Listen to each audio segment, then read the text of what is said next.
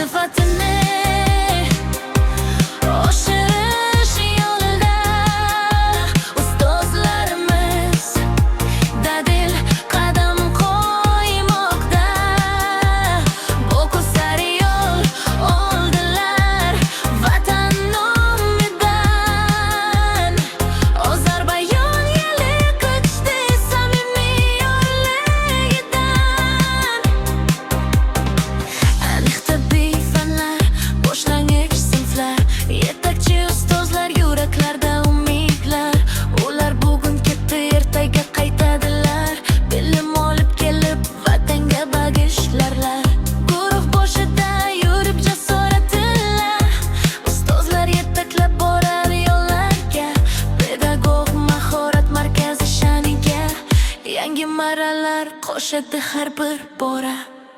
Ta'lim sifatini